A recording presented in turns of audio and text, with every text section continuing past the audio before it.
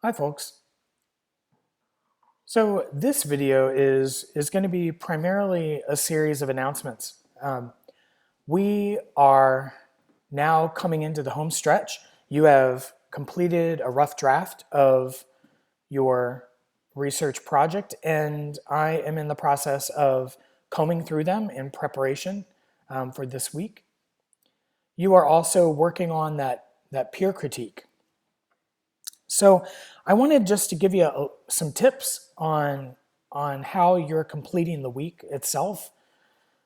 One, the interviews.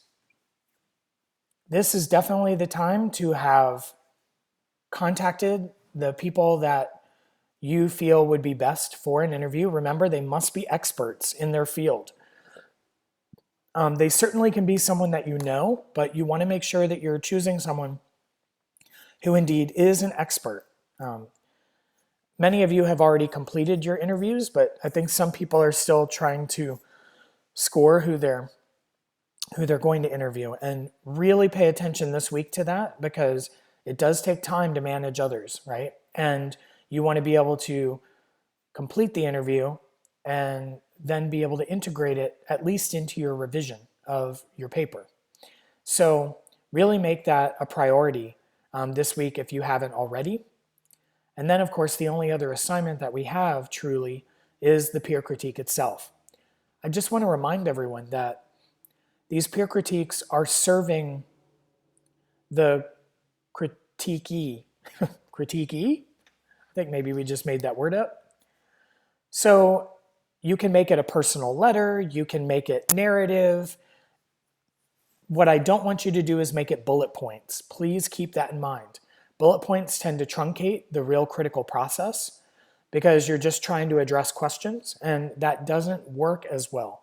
You want to, much like you do with all writing, you do a deep dive. The more you write, the more you think about what it is that you really mean.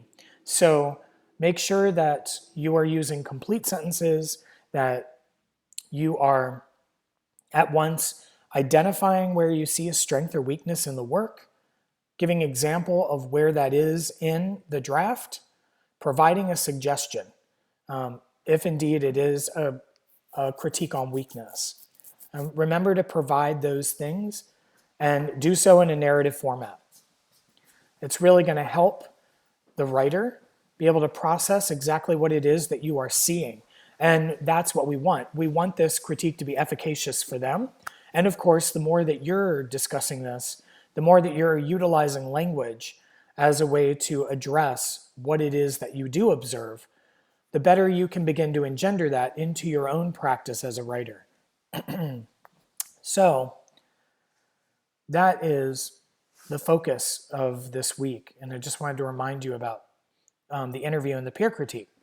Next week, just to give you kind of a little preview, we are going back into one-on-one student conferences, because hopefully you have amassed some insight based on my notes, based on the peer critique that you'll receive, based on completing the interview, and any other considerations that you're making in the reflection of the draft. And we're going to perform an 11th hour plan of action, things that you need to focus on most.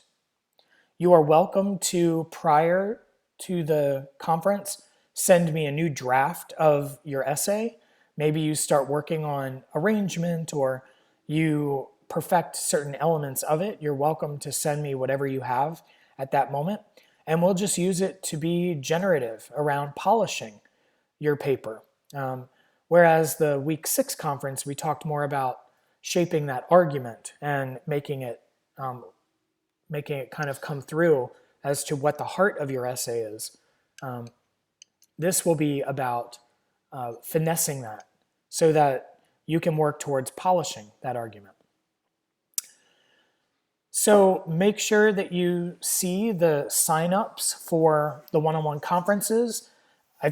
They're going to be Wednesday and Thursday of next week.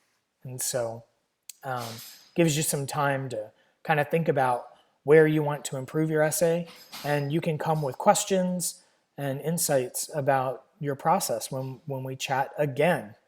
Until then, until Tuesday's lecture, have a wonderful rest of the week and have a fun weekend if you can.